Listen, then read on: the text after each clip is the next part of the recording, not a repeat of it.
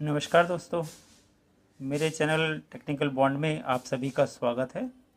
आज हम बात करेंगे कि कंप्रेशर में कितनी तरह के डिफेक्ट आते हैं। तो फ्रेंड्स, हम कंप्रेशर के डिफेक्ट को दो पार्ट में डिवाइड कर लेते हैं। पहला होता है इलेक्ट्रिकल डिफेक्ट और दूसरा होता है मैकेनिकल डिफेक्ट। तो इलेक्ट्रिकल डिफेक्ट में जो डिफेक्ट आता है, सब या स्टार्टिंग वाइंडिंग का ओपन हो जाना। दूसरा डिफेक्ट आता है मेन वाइंडिंग का ओपन हो जाना, मेन वाइंडिंग या फिर रनिंग वाइंडिंग। सब वाइंडिंग या स्टार्टिंग वाइंडिंग का शॉर्ट हो जाना, मेन या रनिंग वाइंडिंग का शॉर्ट हो जाना। कंप्रेशर का ज़्यादा एम्पियर लेना, यानी कंप्रेशर हाई एम्पियर हो जाना, या फिर कंप्रेशर बॉडी के साथ शॉर्ट हो जाना, इसको बोलते हैं कंप्रेशर का अर्थ हो जाना या कंप्रेशर का ग्राउंड हो जाना। नेक्स्ट डिफेक्ट आते हैं मैकेनिकल डिफेक्ट।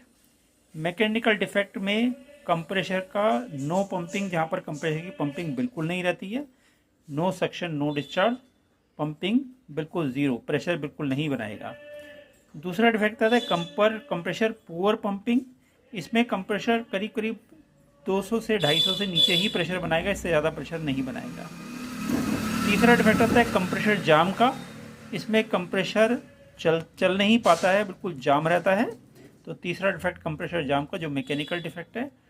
चौथा डिफेक्ट आता है कंप्रेशर नॉइजी, जिसमें कंप्रेशर में लगातार जो है आवाज़ आती रहती है।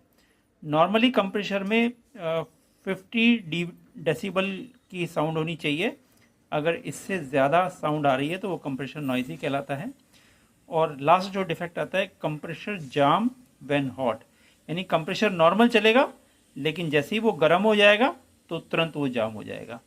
तो ये टोटल 11 डिफेक्ट किसी भी कंप्रेशर में, किसी भी रेसिप्रोकेटिंग कंप्रेशर के अंदर ये टोटल 11 डिफेक्ट आते हैं। चाहे वो रेसिप्रोकेटिंग कंप्रेशर हो, चाहे वो रोटरी कंप्रेशर हो, उन सभी कंप्रेशर में जो है ये 11 डिफेक्ट आते हैं। इसके अलावा और कोई डिफेक्ट नहीं आता। Thank you so much.